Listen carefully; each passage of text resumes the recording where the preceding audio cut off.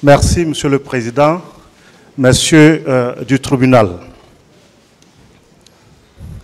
Capitaine Marcel Guilavogui, vous confirmez que vous êtes un militaire bien formé? Je n'ai pas de réponse pour cette question. Vous confirmez que vous étiez dans la garde rapprochée du président Dadis Camara? Oui. Donc votre rôle, c'était d'assurer sa sécurité. C'est bien ça. Avec quel matériel vous assurez sa sécurité?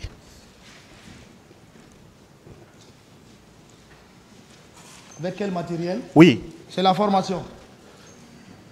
Oui. Avec les mains, avec une arme? On peut garder le président sans arme. Non, oui, mais je veux savoir, dans le cadre précis du capitaine Dadis Camara, est-ce que vous avez une arme de dotation pour assurer sa sécurité? Mais on a été doté, j'ai été doté d'une arme.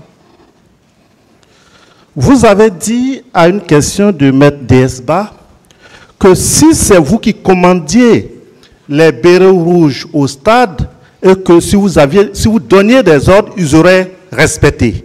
C'est bien ça? Mais l'armée, c'est ça? Non. Si tu commandes une troupe, mais quand tu donnes l'ordre, ils vont l'exécuter. Est-ce que vous commandez certaines personnes depuis l'avènement du capitaine Dadis au pouvoir? Non, je n'étais pas dans le commandement. Sur la réunion, vous avez dit que c'est une entrevue avant l'ouverture de ce procès avec le commandant Toumba Diakité et C.C. Raphaël. N'avez-vous pas dit que même s'il y avait un chat, vous ne direz pas la vérité? Ça, c'est leur commentaire. Moi, je n'ai pas dit. J'ai dit, allez-y, nous sommes devant le tribunal, que chacun dise sa vérité. C'est tout. Donc, sur ce point, le commandant Toumba Diakité n'a pas dit la vérité. Non, pas parce qu'il n'a pas dit la vérité. Je les ai dit, ce que je les ai dit, c'est ce que je vous dis. C'est vous qui vous connaissez maintenant s'il a dit vérité ou pas. Merci. Vous confirmez qu'entre le commandant Toumba Diakité, Abaka Diakité et vous, il n'y a pas de problème. Vous confirmez? À mon niveau, il n'y a pas eu de problème. Donc, selon vous, il n'a aucune raison de mentir sur vous? Ah, je ne sais pas. Non, selon vous. Je veux votre avis. Mais ça, c'est... Non, il peut avoir menti sur vous, mais votre avis. Je n'ai pas de réponse pour cette question. Merci. Vous avez dit le matin du 28 septembre, vous étiez en train de promener votre père. Dans quelle tenue étiez-vous au moment où vous promenez votre père? Est-ce dans votre tenue militaire ou vous étiez dans une autre tenue? Moi, si ce n'est pas le dimanche, peut-être même le dimanche sauf le soir, je suis toujours en tenue. Ok. La tenue que vous avez portée pour aller au stade, c'est la même tenue que vous aviez? Avec moi le matin, voir le président dans sa chambre, la façon dont il était agité, c'est la même tenue qui est restée avec moi. Je suis allé au domicile. Donc quand vous partiez chez le président, vous avez votre grenade sur vous? Bien sûr. Donc vous avez toujours une grenade? Non, mais moi je marche avec ça. Ce n'est pas un crime. Non. Je ne vous reproche pas d'avoir une grenade. Ce qui fait le mal. Nous on marche avec ça. C'est notre nourriture. Mais vous ne marchez pas avec votre arme de dotation, c'est bien ça? Non, l'arme de dotation, ça c'est autre chose. Ça c'est autre chose. On peut le prendre. Quand vous prenez, par exemple, vous voyez quand vous partez dans un lieu qui est trop suspect, comme ça, prenez ça. S'il ne faut pas, tu ne prends pas. Ok. Les personnes que vous avez vues en tenue Chelsea, selon vous, d'où provenaient-elles? Ah, ça, c'est les soldats. C'est les soldats du Kaléa. Les soldats de Kaléa. C'est les soldats. Ça, c'est... Ils étaient en tenue... On ne peut pas utiliser des civils pareils comme ça dans les situations. C'est les soldats. Ça, c'est clair. Il ne faut même pas le contourner autour du... Donc, vous confirmez que certains parmi ceux-là étaient armés aussi? Bien sûr.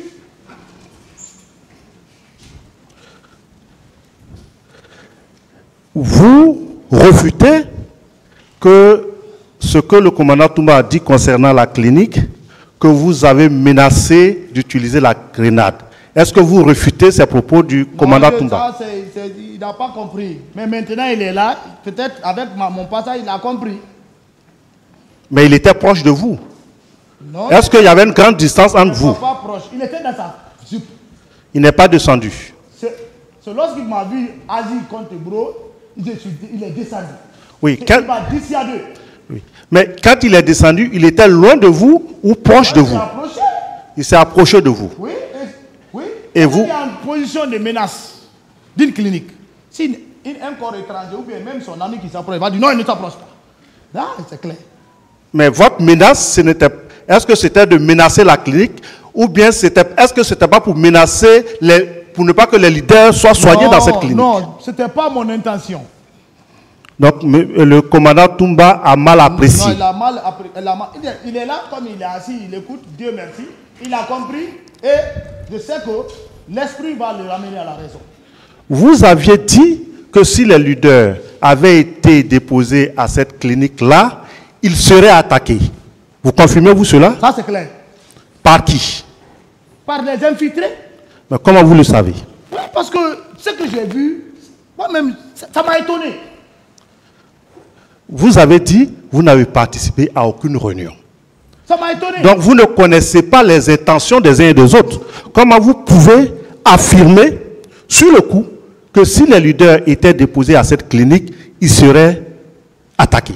Le mouvement que j'ai vu, quand vous mettez quelqu'un dans un lieu, il faut le garder. Toumba est là, il n'a pas d'homme. Je suis là, je suis seul. Donc vous supposez qu'il serait attaqué? S'il vous plaît. Oui, allez-y. Votre mentalité d'expérience militaire n'est pas que celle de moi. Je n'ai aucune expérience. Tout de suite ici, tu vas fuir. Et moi, je ne vais pas fuir. Oui. Je sais ce que je dois faire, ce que je dois faire. Donc le militaire, c'est ça. Le militaire est formé à tout temps et à tout moment pour examiner toutes choses et donner une solution au même temps. Donc, selon votre compréhension, la clinique allait être attaquée. C'est pourquoi j'ai agi comme ça. Ce n'est pas votre analyse. Vous avez dit avoir suivi le commandant Toumba Diakité jusqu'au camp de gendarmerie. Vous confirmez? Très bien. Vous n'avez pas pu le rattraper? Non, mais on est rentré à la gendarmerie. Il a garé, j'ai garé. Vous lui avez adressé la parole là-bas? Bien. Il a garé, j'ai garé. Il est venu, il a déposé le leader, il est rentré dedans. Nous, on n'a pas besoin de parole. Nous, on est militaires. C'est tout parce que Marcel est derrière lui. Mais Toumba dit que... Comprenez-moi, il n'y a pas d'incident entre moi et Toumba dit que je le sac pour le tuer ou bien pour le menacer. Non, Toumba sait que c'est son Simonouné qui est derrière lui. Vous avez bien écouté Toumba ici. Est-ce que vous n'avez pas eu le sentiment que Toumba disait que vous étiez en train de le poursuivre parce qu'il était en train de sauver les leaders? Non. Vous n'avez pas eu ce sentiment-là? Non. Je n'ai fait aucune menace à la gendarmerie. Mais quand le commandant Toumba vous dit que vous tiriez sur les gens, c'est vous qui dirigez les bérets rouges qui étaient au stade, est-ce que vous pensez qu'au moment où il était en train de sauver les leaders, vous considérez comme un ami? Non. C'est vous qui analysez comme ça? Donc pour vous, lorsque le commandant Diakité Abouaka vous a vu, il vous a pris comme ami. Mais il est là. Non, mais c'est... Non, il est là. C'est pas problème, il a dit ami. C'est mon chef direct. Mais est-ce que ce jour-là, il vous a donné un seul ordre? Je n'ai plus de réponse pour cette question. Merci. Vous êtes retourné au camp Alpha Yaya. C'est bien ça? Après que le commandant Diakité a déposé les leaders à la gendarmerie, vous êtes retourné au camp Alpha Yaya. C'est bien ça? On est rentré direct au camp. Est-ce que vous avez échangé avec votre chef quand vous êtes rentré au camp? Tout le monde, on est ensemble. Il est à la le premier étage. Moi, je suis au deuxième. Est-ce que vous avez échangé? Non, moi, on n'a pas échangé. Hein? Chacun est rentré dans son chacun. Donc, vous venez de vivre des événements si terribles au stade. Avec tout ça... C'est après, on est revenu, on était avec Toumba. Et vous avez expliqué au commandant Diakité pourquoi vous êtes arrivé au stade? Lorsque vous êtes retrouvé au camp, vous dites que plus tard vous avez échangé.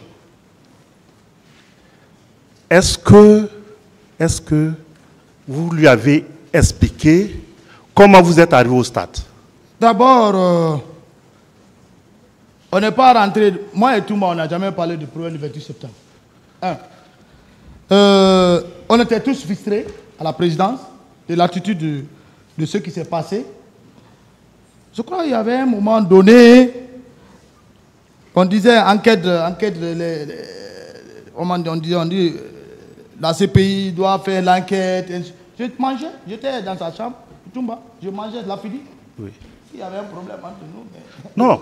Attendez, s'il vous plaît. Allez-y. Moi et tout le monde, on n'a jamais causé le 28 septembre. Parce que tout est clair. Il n'est pas associé, je ne suis pas associé, on n'a pas à parler. Mais comment vous savez que le commandant Diakité Aboubakar n'est pas associé si vous n'avez jamais parlé? Il n'est pas associé. Comment vous le savez? Parce que, vu le mouvement de sa mission, du stade jusqu'à la clinique, on est rentré jusqu'au camp. S'il était accompagné d'un groupe, j'allais le dire. Donc, vous êtes militaire bien formé. Vous vivez une expérience que certainement la Guinée n'avait jamais vécue. Vous retournez au camp. Vous êtes avec votre chef. Vous ne revenez pas du tout sur ces événements-là. C'est bien ça? Non, mais on n'a pas parlé de ça. Ou bien vous voulez que je vous dise oui. Est-ce que ce n'est pas parce que vous saviez tout ce qui avait été préparé, tout ce qui avait été exécuté? Non, ça c'est votre analyse. Je n'ai pas encore fini ma question. Non. Attendez la question. Oui. Est-ce que ce n'est pas parce que vous savez ce qui a été planifié, exécuté, que vous n'avez plus besoin d'en parler parce que vous savez tout? Non, ça c'est selon vous. La rédaction, chacun fait sa rédaction sur la manière, chacun a sa phrase. Est-ce que jusqu'au 28 septembre, on pouvait considérer que le capitaine Dadis Camara avait l'effectivité du pouvoir en Guinée? Reprenez votre... Est-ce que jusqu'au 28 septembre, on peut affirmer que le capitaine Dadis Camara, le chef de l'État, avait le pouvoir et c'est lui qui décidait? Mais tout était à la présidence. C'était un pouvoir de transition militaire. Donc s'il voulait, il pouvait faire arrêter tout. Mais le pouvoir, le président de la République, quand il décide quelque chose, ça se fait. Le capitaine Dadis Camara ici a dit qu'il y avait un complot contre lui. Avez-vous entendu parler de ce complot? Quel complot? Un complot qui serait organisé par le général Sekouba Konaté. Non, enlever le général là ici, c'est ça. Non. Ça c'est le folklore. Donc vous n'avez jamais entendu parler de ça? Non. Non, le général Sekouba Konaté. Je vous dis, écoutez, nous sommes Guinéens. Que ce procès prend fin maintenant. Ça sort de tourner autour du pot. Laissez Sekouba Konaté et le général. Si c'était lui-même qui était responsable de ça, on n'allait même pas être là. Ok? On n'allait pas être là. Merci, maître.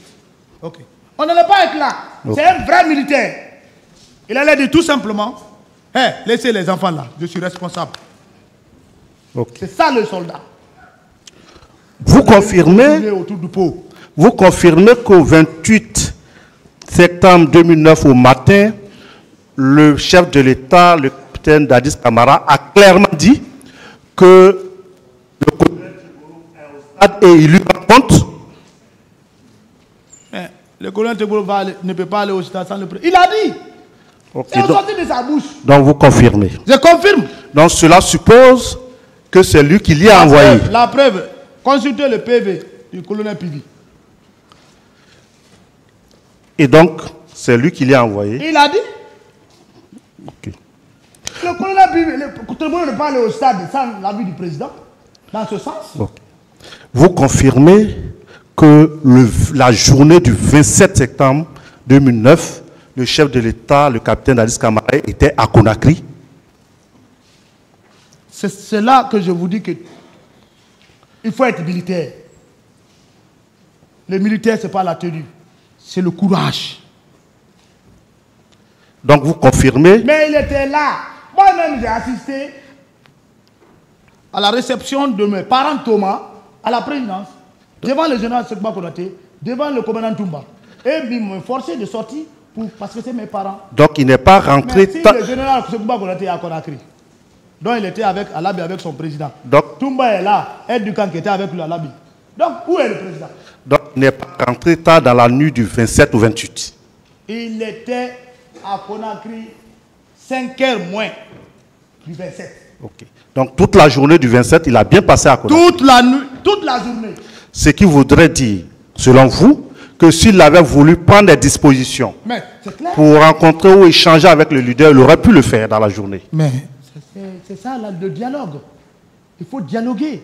Même entre toi et ta femme, il peut discuter. Mais quand vous dialoguez, vous pouvez trouver la solution.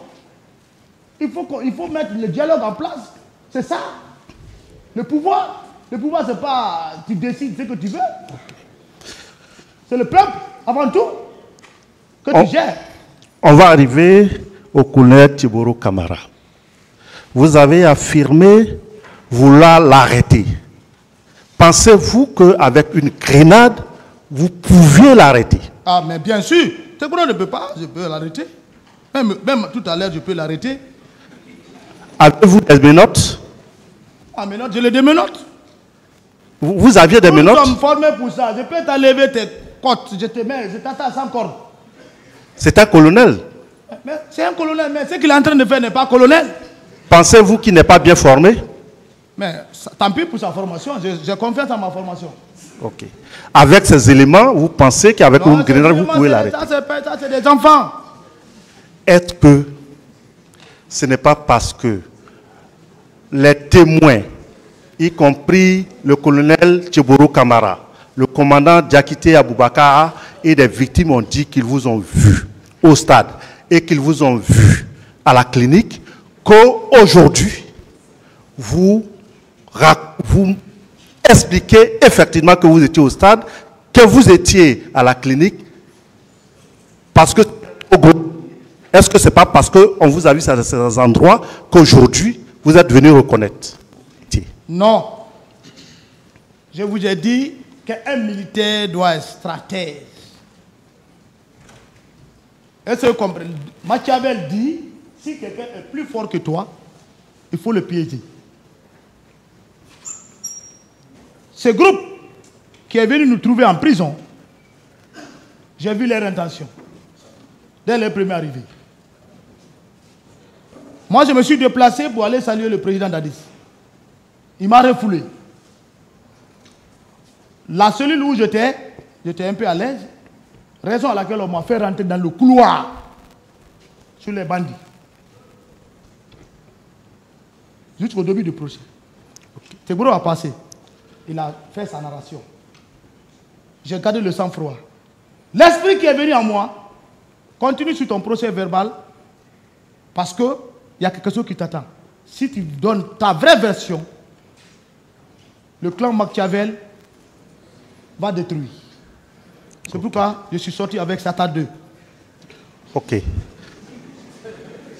Ma dernière question. Est-ce que, donc, selon vous, tout ce que le commandant Toumba Diakité a dit vous concernant vos propos à la clinique, qu'il vous a vu au stade et que vous avez vu dans un dispositif, cela est faux, mais le reste est vrai. Est-ce que c'est cela? J'ai fini de répondre à cette question. Je n'ai pas de réponse maintenant pour ça. Merci, mon capitaine. J'ai donné ma version. Merci, mon capitaine. Merci, Monsieur le Président, honorable assesseur, capitaine Marcel Guilavogui. Je vous remercie pour votre second passage et votre courage pour avoir décidé de dire la vérité au peuple de Guinée. Vous avez dit ici que vous êtes un stratège. Est-ce que votre stratégie a consisté à nier tout pour découvrir le visage de chacun des accusés. Pas pour nier tout, de départ, je vous ai dit à la gendarmerie, il faut être devant les faits. C'est ça. C'est l'explication. Mais le fait réel, la torture, quand on dit torture, tu ne sens pas la douleur. Mais quand on te torture, c'est ça que tu vas comprendre, c'est la vraie torture.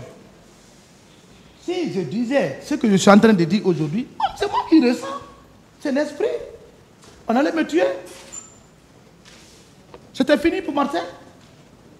Donc j'ai fait un procès verbal, je suis resté calme. Durant des années, nous on ne pensait même pas si le procès allait être lieu. D'accord.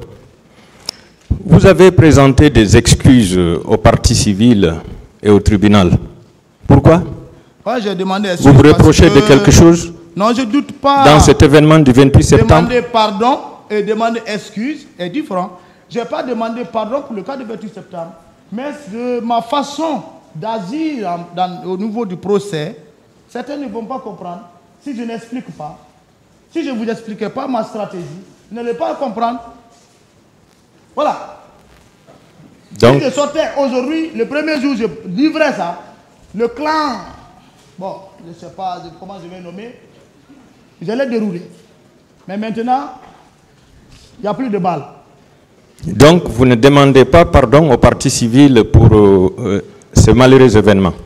Non, demandez pardon. Vous savez, quand tu demandes pardon, tu te rends coupable. Ça, c'est le droit.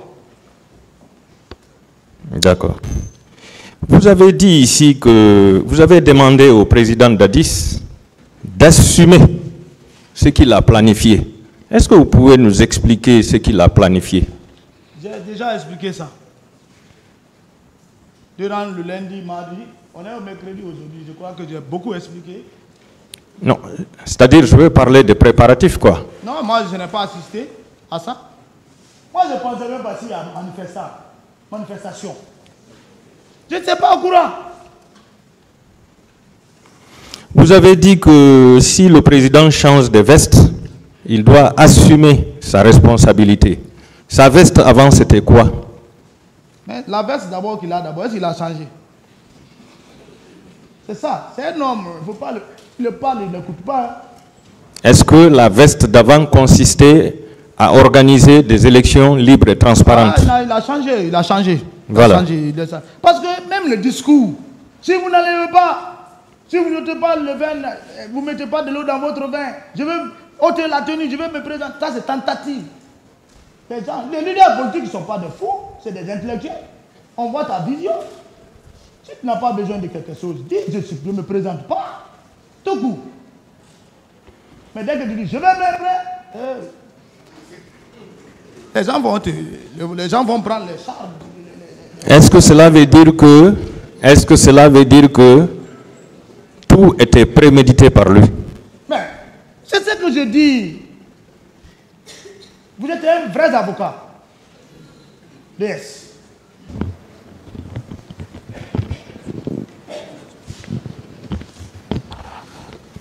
Merci, Monsieur le Président, Messieurs du tribunal. Je suis Maître Traoré Drissa du barreau de Côte d'Ivoire. C'est avec honneur que je prends la parole devant votre tribunal. Vous me permettrez, avant mes questions, de dire merci à Monsieur le bâtonnier de l'Ordre des avocats et à son conseil qui m'ont permis de pouvoir être des votes. Également à mes confrères ici qui sont tenus compte de mon ancienneté qui ne peut pas prévaloir ici puisque je suis un jeune avocat de 22 ans de Côte d'Ivoire, mais qui m'ont permis de prendre leur place pour poser mes questions. Mon capitaine, parce que je vais dire mon capitaine parce que je vous ai entendu dire que vous aimiez qu'on vous appelle mon capitaine. Parfait, parfait. Ouais. Est-ce que on peut dire que le capitaine Moussa Dadis Camara, qui était au pouvoir jusqu'au 3 décembre 2009, était un président avec l'effectivité du pouvoir en ses mains? Reformulez très bien la question, maître. Est-ce qu'on peut dire que quand vous étiez président, chef de l'État, vous avez le pouvoir effectif. C'est vous qui décidez. Non, maître. Qui décidait? Vous avez parlé de pouvoir effectif. Ça veut dire qu'un pouvoir, ça c'est un pouvoir totalitaire. Lorsque vous prenez tout le pouvoir, lorsque vous décidez tout. Mais ce qui ne veut pas dire que je ne pouvais pas décider. C'est vous qui décidez pour ce qui concernait les fonctions et les pouvoirs de chef de l'État. Parfait. Donc c'est vous qui nommez aux fonctions militaires. Parfait. Est-ce qu'on vous obligeait à nommer des personnes? Non. Est-ce que vous pensez que si vous nommiez des personnes ou bien vous remplaciez des personnes, cela pouvait mettre à mal votre pouvoir? Reprenez la question. Est-ce que vous pensez que lorsque vous étiez chef de l'État, est-ce qu'il vous était impossible de nommer des personnes à des postes, que ce soit militaires ou civils? Je pouvais le faire, oui. Donc, vous pouvez donner des instructions à l'ensemble des militaires qui étaient sous vos ordres. Parfait, oui. Okay. Vous avez dit ici, et c'est pour une confirmation, que le général Sekouba Konaté était votre subordonné. Est-ce cela?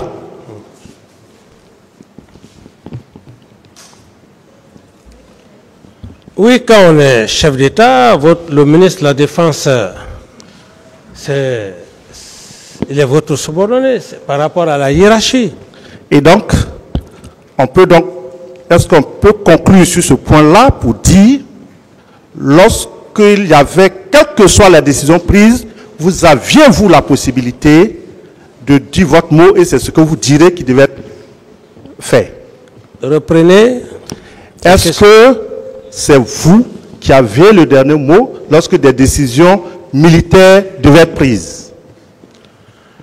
Le dernier mot, c'est trop dire la concertation. Et si vraiment au cours de la concertation, nous deux sommes d'accord, et ça peut bien passer.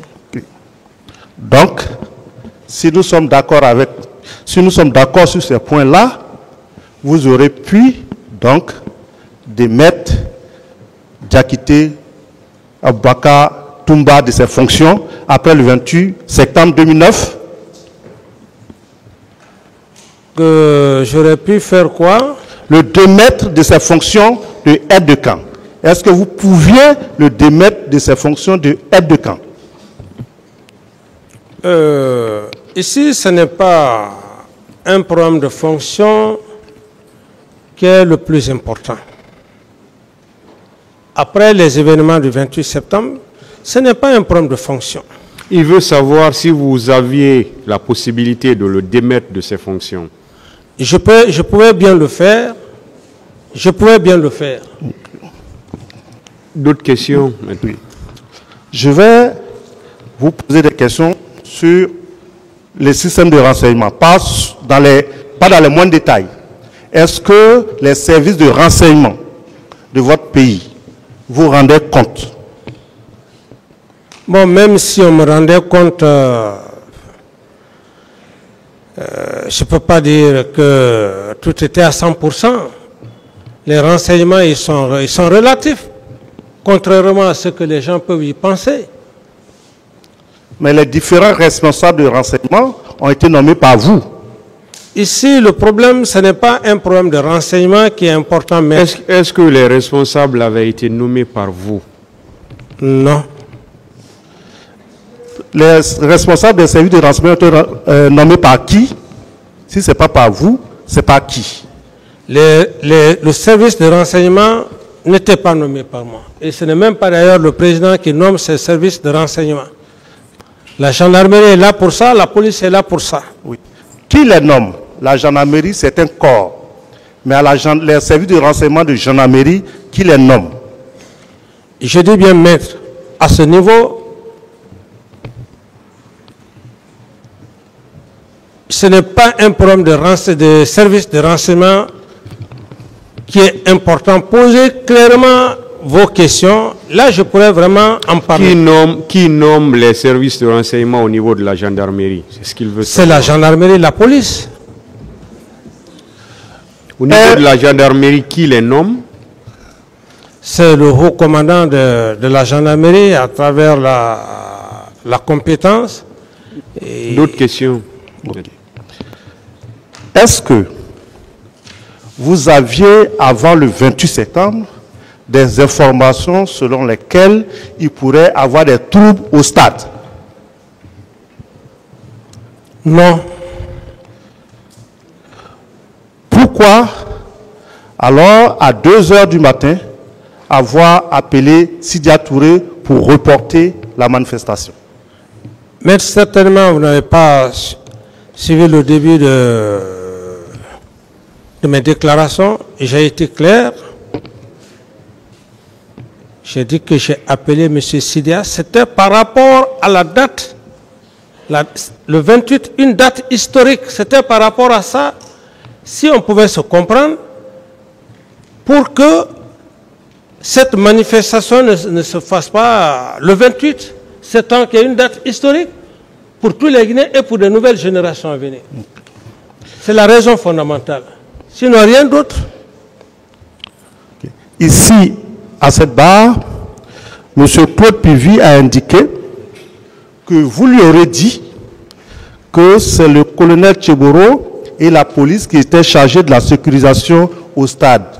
Est-ce vrai? Si M. Claude Pivy l'a dit, comme il est là, je ne peux pas dire que ce qu'il a dit est vrai. Je n'ai jamais envoyé le colonel Tebro pour quoi que ce soit, ni autre personne. Ok. Vous avez déclaré à la presse, après ces événements-là, qu'il y avait un commissariat qui avait été attaqué et que des armes avaient été emportées. Est-ce vrai? Oui, ça c'était les notes que j'ai reçues, parce qu'il fallait faire un point de situation. Peut-on savoir de qui vous avez reçu ces informations? Mais ces informations sont venues au niveau de la police, là où même le commissariat qui a été saccagé, les informations, je les ai reçues à partir de la police. De qui précisément, si on peut savoir? Est-ce du ministre en charge de la sécurité? Est-ce du directeur de la police? De qui exactement? Je suppose que ce n'est pas le commissaire qui vous a parlé directement. Mais j'avais affaire avec le ministre de la sécurité. Moi, je n'avais pas affaire avec le commissaire national, avec le directeur national. Donc on peut retenir Oui. que c'est le ministre de la sécurité qui vous a apporté cette information. Oui. Vous a-t-on dit les types d'armes qui avaient été emportés? Vous dites? Vous a-t-on dit les types d'armes qui avaient été emportés lors de l'attaque de ce commissariat? Que c'est moi qui l'ai dit? Non, je vous demande. Est-ce qu'on vous a expliqué l'armement qui avait été emporté par les manifestants? Non, on m'a dit simplement des armes de guerre. Quand on parle d'armes de guerre, c'est... Et dans un commissariat, quel type d'armes de guerre peut-on trouver? C'est les PMK, par exemple. Et vous pouvez trouver des revolvers. Voilà. Vous avez dit également qu'aux environs de 11h, 10h, si je ne m'abuse, que vous avez été informé par Makambo que le meeting avait lieu. Est-ce exact? Que j'avais dit? Que vous avez été informé par Makambo de ce que le meeting avait lieu au stade. Est-ce vrai? Oui, effectivement, oui. Et à quelle heure vous a-t-il informé de ce qu'il y a eu des dérapages? Ça, c'est après 10 heures. Hein. C'est après 10 heures, si j'ai bonne mémoire. Parce que à des moments comme ça, vous ne pouvez pas... surtout que vous ne saviez pas à quel moment on peut vous demander l'heure. Ça ne peut être que... les heures ne peuvent être qu'approximatives. Donc c'est dans l'après-matinée. Et vous avez déclaré ici qu'après cette information, vous n'avez pris aucune disposition pour la sécurisation ou faire arrêter les événements. Est-ce exact? J'ai été clair, j'ai dit, les faits étaient déjà là.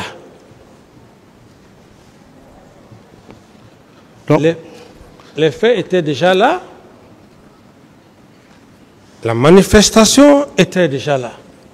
Et je n'avais pas le droit d'envoyer des hommes au lieu de la manifestation. Donc, si, selon vous, les événements se sont seulement déroulés au stade autour de 11 h et c'est fini? Bon, c'est vous qui parlez de 11 h. Moi, je parle seulement... Donc, au moment où vous avez appris? Au moment où... Je suppose que c'était avant midi. Voilà, par rapport effectivement à la déclaration de Feu Joseph Makambo, je dis bien, dès qu'il m'a dit que la marche a lieu, c'est d'ailleurs en ce moment, je suis sorti, moi-même je voulais m'y rendre au stade, pensant que cette population avait de la sympathie pour moi et qu'une fois ma présence, que cette population allait me comprendre. Cela n'a pas été fait, l'objectif n'a pas été atteint. C'est en ce moment que des militaires et certains militaires, femmes et hommes, et M. Abakar Sidiki Diakité de Toumba, sont venus me dire de rester au bureau. Ça, c'est la première phase. Et à partir de ce moment, Oui.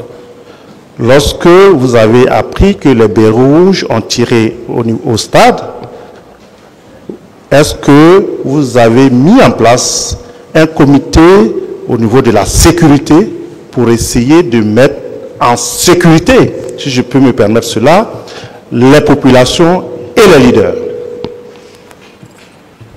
Bon, comme effectivement vous venez d'un voyage, bon, je vais juste essayer de parler parce que vous venez de rentrer, vous n'avez pas suivi tout ce que j'ai eu à dire.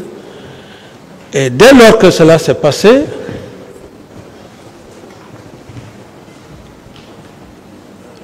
lorsque je fus informé, maintenant qu'il y a eu des cas de mort, c'est Feu Joseph Makambo que je lui ai demandé, j'ai dit, mais quels sont ceux qui ont tiré au stade? Il m'a dit, qu'il a appris que M. Aboubakar Toumba Diakité est au stade. C'est là où j'ai violemment réagi, j'ai dit non, il ne peut pas être au stade du moment que lui-même, il m'a décidé de ne pas aller au stade. C'est là où j'ai parlé de trahison. Et donc, les faits déjà têtus,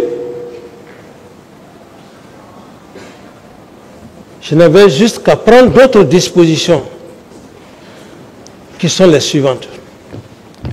D'abord, les blessés, il fallait s'en occuper des blessés. D'autres ont été transportés à la gendarmerie au camp Samori, comme je l'ai dit tantôt. Donc, pour parer encore le pire, c'est là où j'ai ordonné au colonel Tibro de les transférer à la clinique Pasteur. Et pendant ce temps, le ministre de la Santé, quand il est venu me voir, je ne lui ai même pas laissé le temps, comme il a si bien dit. Il m'a demandé ce que je devrais faire sur le plan financier, je l'ai fait. Vous ne pensez pas Oui. que la situation était suffisamment grave et sérieuse pour mettre en place un comité qui pourrait vous dire exactement qu'est-ce qui n'a pas fonctionné dans l'armée ce jour-là? Mais cette commission, elle a été bien créée, comme je l'ai dit, je suis en train juste de me répéter. Non, je sais que vous avez parlé d'une commission d'enquête internationale. La commission d'enquête internationale, ça je l'ai déjà parlé, mais il y avait une commission, non seulement ceux-là qui sont morts. Non, pour moi, c'était une commission, vous ne pensez pas qu'il était important de mettre en place une commission pour voir à quel niveau a été le dysfonctionnement dans l'armée pour que des militaires puissent tirer au stade. Mais le dysfonctionnement, je n'ai pas besoin d'une commission pour dire le dysfonctionnement. Moi-même, j'ai vécu les faits. C'est mon aide de camp qui est parti au stade. Mais je vais chercher encore qui d'autre pour dire que faites-moi le point de situation. Vous avez dit ici, je crois hier ou avant-hier, que le colonel Tcheboro et Claude Pivy étaient suffisamment armés. Est-ce qu'il ne vous était pas possible, justement, d'apprécier ce dysfonctionnement pour faire en sorte que cela ne puisse pas se répéter comme c'est votre souhait? Maître, vous avez mal compris la comparaison. J'ai parlé de force d'opposition. Quelle que soit une force puissante, si cette force se rend compte qu'il y a déjà une petite force minime, qu'elle soit, cette force ne va pas tenter de faire quelque chose. C'est dans ce contexte que j'ai parlé des éléments du colonel Pivy et du colonel Tebro, parce que ces hommes empêchaient en quelque sorte les éléments que M. Toumba Diakité gérait. C'est dans ce contexte. Okay. Merci. Ici, vous avez à plusieurs reprises parlé de Toumba Diakité, du colonel Tcheboro Kamara. Mais à toutes les questions que j'ai entendues pour savoir, est-ce que d'autres personnes étaient au stade dont les noms vous ont été portés, jusqu'à présent, je n'ai pas entendu de nom. Est-ce qu'il vous est possible, comme vous souhaitez la justice, vous l'avez dit, vous l'avez clamé, et nous sommes tous pour la justice, est-ce qu'il est possible que vous puissiez donner en dehors de Toumba Diakité, en dehors de Tcheboro Kamara, d'autres militaires qui se sont rendus au stade? Les noms. Je ne peux pratiquement le dire, sauf ceux-là qui ont été au stade, qui ont vu des éléments et qui ont identifié les éléments aussi, et même des leaders qui ont aussi identifié des personnes. C'est eux qui peuvent dire exactement qui était au stade, qui n'était pas au stade. Je souhaite de vos informations parce que vous étiez le chef de l'État. Et je suppose qu'un chef de l'État est informé. Nous sommes là pour la justice. En dehors de Tcheboro Kamara et de Toumba Diakité, pouvez-vous nous dire que vous n'avez entendu aucun autre nom d'un militaire qui se serait rendu au stade? Non. Ok. Vous avez également indiqué que vous avez voulu faire arrêter Toumba Diakité. Monsieur Claude Pivy, à cette même barre, a déclaré qu'il avait voulu que Toumba Diakité soit arrêté et que vous vous aurez opposé. Vous vous seriez opposé. Qui de vous deux devons-nous croire? Mais ce que M. Claude Puvis a dit, c'est réel. Moi, je ne suis pas en contradiction avec lui. Il a manifesté d'arrêter, comment dirais-je, M. Toumba Diakité. Je me suis opposé. J'ai dit non, ne le fais pas. C'était dans ma chambre. Et pourtant, vous aussi, vous vouliez l'arrêter. J'ai dit bien. Alors, étape par étape. Ne prenez pas juste un seul aspect que vous essayez de développer. J'ai dit les faits. Quand les faits se sont passés, ma première décision, j'ai dit qu'il fallait que Toumba soit arrêté. Ça, c'était les premières mesures que j'avais eu à prendre. Entre-temps, quand il est venu, puissamment armé, avec les hommes, me l'a-t-on informé. Et au cas où on tentait de l'arrêter, il y aurait eu beaucoup de morts. À partir de là, j'ai essayé de faire appel à la commission internationale et aussi à l'interne. À l'interne, avez-vous saisi la justice? Oui, la justice, j'ai saisi. Vous avez saisi le procureur? Non, mais si vous avez un ministre de la justice, mais vous avez affaire avec le ministre. Moi, je n'ai pas affaire avec... à l'époque, je ne pouvais pas voir un procureur. Je ne connaissais même pas les procureurs. Non, quand je parle du procureur, c'est évidemment le ministre de la Justice. Mais c'est ce que mais parce que j'ai cru entendre. C'est ce que je vous dis, maître. J'ai dit bien que, à l'international, la CPI, à l'interne, cette commission que le ministre de la Justice a bel et bien voulu aménager, les cadres compétents de la partie de la société civile et de certains magistrats. Pensez-vous, oui, en tant que chef de l'État, que la commission d'enquête internationale et la commission d'enquête nationale pouvaient se substituer à la justice? Mais quand on parle d'abord de... Bon, la commission... si un chef d'État a le courage de faire appel à la commission, à la commission internationale, ça veut dire beaucoup de choses. Ça veut dire que cette commission peut faire le travail de la justice. En même temps... C'est ce que vous croyez? S'il vous plaît, maître. En même temps, vous créez une commission à l'interne. Les Guinéens, les cadres, où il y a des magistrats. Mais vous ne pouvez pas vous substituer à ces deux commissions. Je suis désolé. Est-ce qu'on peut penser que c'est parce que vous saviez ce qui s'était passé et que vous ne souhaitez pas que la justice en soit saisie? Au contraire, c'est peut-être à ceux-là que vous êtes en train de défendre. Au contraire, c'est à leur question. Sinon, un président qui décide, quand il y a des événements crapuleux de ce genre, il se décide de faire appel à la communauté internationale. Il crée une commission à l'interne. Ce chef d'État, s'il se reproche de quelque chose, il peut le faire. Surtout qu'il y a déjà une commission nationale. Mais cette commission nationale va faire son travail. Mais ce n'est pas la justice, on est d'accord. Vous dites? Ce n'est pas la justice. Sommes-nous d'accord que cette commission ne peut pas remplacer la justice? Est-ce que vous pensez que cette commission pouvait remplacer la justice?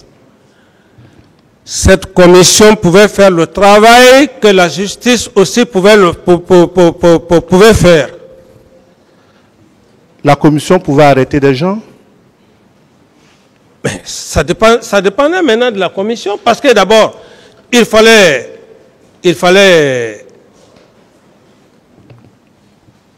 trouver les coupables. Quels sont ceux qui ont été... D'abord, le travail. Le premier travail qu'il faille, que d'aller arrêter par-ci, par-là, tel des soupçons. Il fallait d'abord laisser cette commission travailler, et même la commission, l'interne aussi travailler. Ok. Est-ce que les renseignements vous avaient informé de ce que après le 28 septembre, les jours suivants, il y avait des personnes en détention et les exactions se poursuivaient. Oh non, j'ai pas eu ce renseignement comme quoi il y avait des personnes en détention.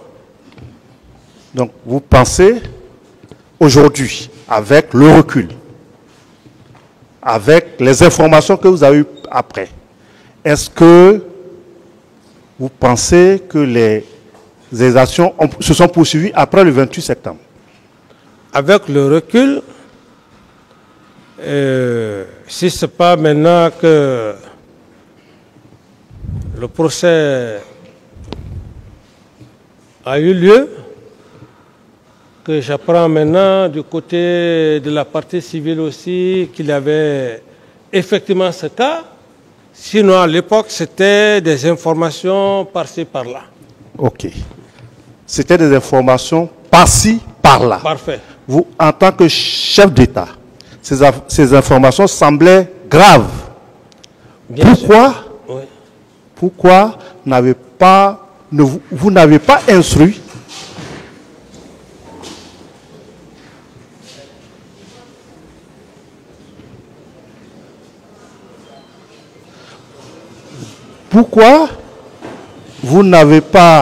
instruit les services de renseignement quand je dis les services de renseignement, évidemment, c'est le ministre de la Sécurité et les responsables de la gendarmerie, de vous faire le point de ce qui se passait. Oui, maître, du moment que, dès que j'ai fait appel à la CPI a répondu incessamment. La CPI était en train de travailler. La CPI était en train de convoquer des éléments. Et la Commission nationale aussi faisant son travail. Okay. Donc, c'est dans ce contexte qu'on est resté finalement. L'attentat s'est perpétré contre ma personne. Okay. Et j'ai laissé la transition, je suis allé. Donc, je n'ai plus suivi le reste. Comme vous parlez d'attentat, est-ce que avant jusqu'au 28 septembre 2009, avez-vous pleine confiance à M. Diakité Ditumba? Après le 28 septembre? Jusqu'au 28 septembre. C'est juste après le 28 septembre que j'ai commencé à avoir des doutes. Ce n'était plus la même confiance. Ok. Ce n'était plus la même confiance, c'était un peu la méfiance. Mais vous l'avez maintenu à son poste d'aide de camp. Oui, mais par rapport à ma stratégie aussi qui était propre à moi, du moment que j'ai fait appel à la commission internationale et la commission à l'interne, ça travaillait, je n'avais aucun intérêt de le limoger à son poste. Et si je le faisais, le limoger à son poste, il allait se sentir menacé et qu'on apprenait un jour que M. Aboubacar Touma Diakité a voyagé, qu'on ne le voit plus. Est-ce que ce serait un avantage pour la nation? Non.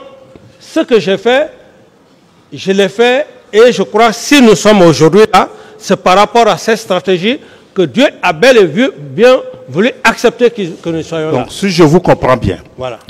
Si vous l'aviez limogé, il n'aurait plus de pouvoir de nuisance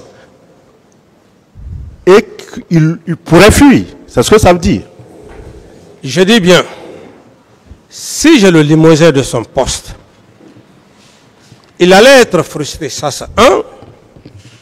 Et deuxièmement, s'il se sentait, parce qu'un poste comme ça, quand les événements arrivent, tu limoges la personne, au cas où, par peur, et qu'il fuyait du pays. C'est des risques. Vous pensez que si bien sûr, bien sûr, parce que la gestion des hommes, à un certain moment donné, il ne faut pas brusquer, il ne faut pas éveiller l'esprit de l'intéressé. Est-ce que s'il était limogé, il n'était pas plus facile pour vous de le faire arrêter? Bon, ça c'est ce que vous imaginez, je vous laisse par rapport... Non, je n'imagine rien, je vous demande selon votre point de vue. J'ai dit, moi, c'était ma stratégie, et ma stratégie a bel et bien réussi. Voilà. Ma stratégie a bel et bien réussi du moment que je l'ai laissé à son poste. Il n'a pas commis d'autres atrocités. Ça, c'est un. Oh, si, au moment où je l'avais laissé, après le 28 septembre, et qu'on disait qu'il est allé commettre encore d'autres atrocités, là, on pouvait comprendre. Mais je l'ai laissé, aucune autre atrocité n'a été faite comme le cas du stade du 28 septembre. Est-ce que ce n'est pas ce qui lui a donné l'opportunité? Vous dites? Est-ce que ce n'est pas parce que vous l'avez laissé à son poste? Est-ce que ce n'est pas ce qui lui a donné l'opportunité, le 3 décembre 2009, de tenter de vous assassiner? Bon, même si cela arrivait, parce que dans la vie, il faut aussi accepter son destin. Si cela est arrivé, le fait que je l'ai laissé, au contraire, c'est ce que vous devez même poser, mais dire que pourquoi? Parce que c'est un grand risque, puisqu'il était autour de moi. Et moi, j'avais ma stratégie. Je ne voulais même pas qu'on puisse, comme l'arrêter par les armes, parce que, d'une manière ou d'une autre, moi, je pouvais aussi perdre la vie. Est-ce qu'on aurait parlé de ce procès? Et lui-même, Toumba, s'il perdait la vie, est-ce qu'on aurait parlé de ce procès? On aurait dit, bon voilà, et il a fait appel à la communauté internationale, une commission nationale, voilà, il a envoyé des gens pour arrêter M. Toumba, c'est parce qu'il a dit à M. Toumba d'aller au stade, et maintenant il veut l'arrêter par force. Voilà, ils sont allés, il y a eu accrochage, lui-même il a perdu la vie, et M. Toumba, où il a perdu la vie. Donc je dis, Dieu merci, nous sommes là aujourd'hui devant le tribunal criminel. Ok. Vous, ici, dans beaucoup de vos déclarations, vous avez dit, Toumba a dit. Par moment, Tcheboro Kamara a dit. Comme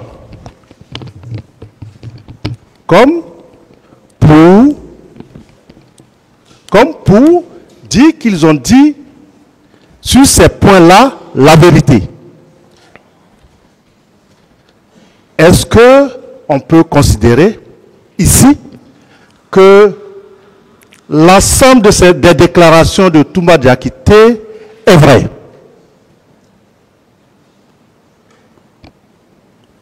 Moi, je dis clairement que l'ensemble des déclarations de Toumba, il y a des contre-vérités. Mais ce qui vous arrange, vous dites, les parties de ces propos qui vont dans le sens de la défense de vos intérêts, ça par contre, c'est la vérité.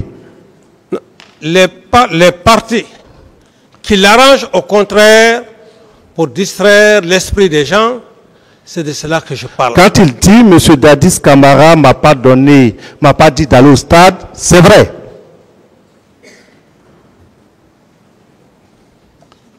Est-ce que quand il dit que vous ne lui avez pas donné d'instruction pour qu'il se rende au stade, est-ce vrai? Bien sûr, parce que c'est clair, c'est palpable, personne ne lui a obligé de le dire.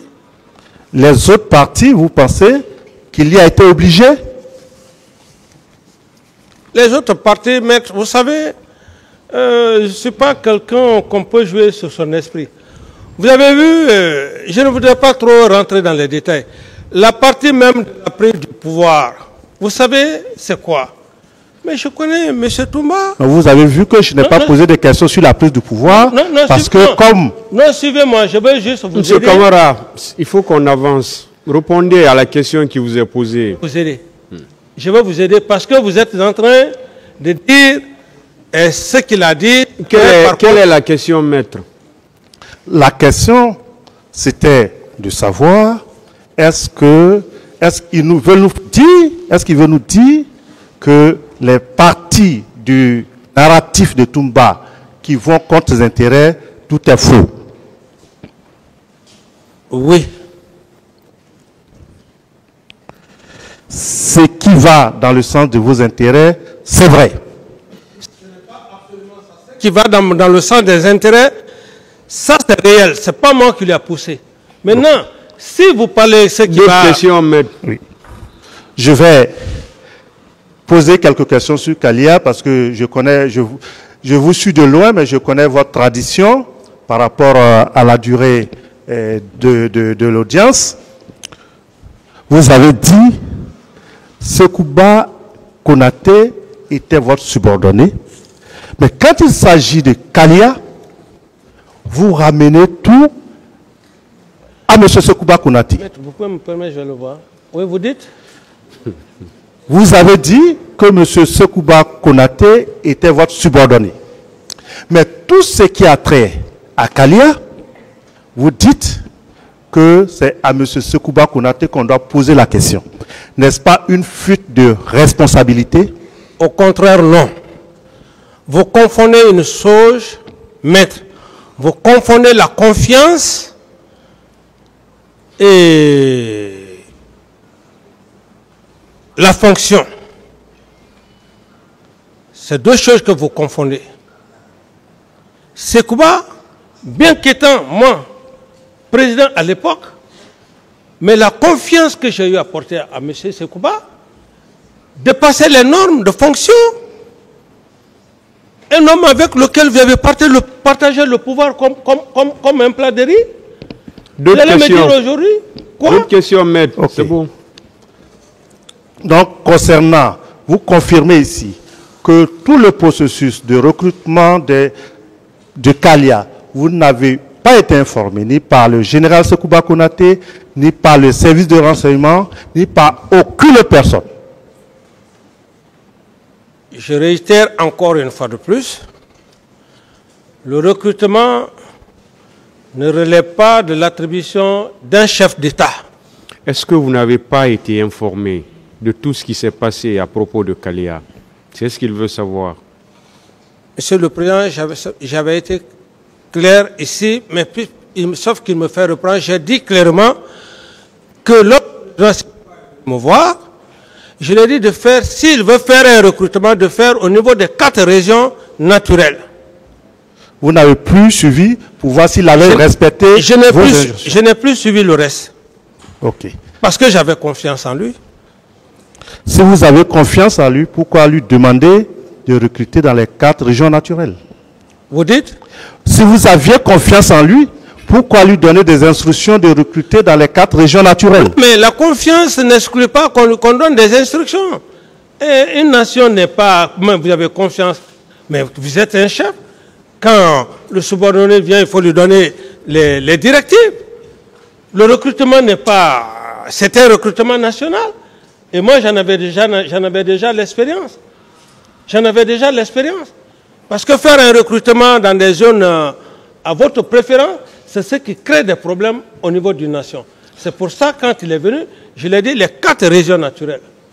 Et avec la confiance, et puis je l'ai laissé, il a procédé à son recrutement. Il a été indiqué ici par beaucoup de témoins qui certainement vont venir ici que les recrues de Kalia étaient dans les camps à Conakry avant les événements du 28 septembre 2009. N'avez-vous eu aucune information, donc aucun service de renseignement sur la présence de ces personnes-là? Précisez bien la question, maître. Il a été indiqué dans les PV, pour certaines personnes ont affirmé que les recrues de Kalia se sont retrouvées ici à la veille des événements du 28 septembre. N'avez-vous eu aucune information de la présence de celle-ci? Merci pour la question. Cette information pleuvait. Mais ce qui est important, puisque le directeur du centre qui a été à un moment donné mis non-lieu, il est rappelé à ce dossier. J'estime que la Cour aura toute la latitude afin que le colonel puisse bien éclairer la lanterne de la Cour. Donc, il y avait Camara, avant que le colonel ne soit là, est-ce que vous avez une information sur ces recrues? C'est ce qu'il veut savoir? Non. Donc, vous voulez nous dire que vos services de renseignement étaient défaillants? C'est vous qui le dites. Ou bien vous voulez nous dire, vous voulez nous amener à croire que vous n'étiez pas informés? Je ne peux pas vous obliger à croire, je vous dis simplement que tout ce que vous venez de dire par rapport à Kalea, je n'étais pas informé. Voilà. Si maintenant il y a autre chose à dire, je ne sais pas. Ma dernière question, Monsieur le Président. Vous avez dit que lorsqu'il y aura justice, c'est en ce moment éventuellement que vous pourrez demander pardon. Ne pensez-vous pas qu'en tant que chef de l'État au moment des événements, vous avez une obligation morale de tout ce qui a pu advenir ce jour-là? Merci, maître, pour la question. Vous savez, le degré de compréhension, je m'excuse de l'expression, lorsque à 90% le peuple n'est pas préparé psychologiquement et que le capitaine Dadis vient devant le président du tribunal, la cour, demander pardon. Vous savez que c'est grave, extrêmement grave, dangereux même. Parce que jusqu'à aujourd'hui, vous ne vous sentez pas responsable. Non, s'il vous plaît, laissez-moi aller au bout de mes idées, maître. Allez-y, M. Camara. Alors, ceci étant,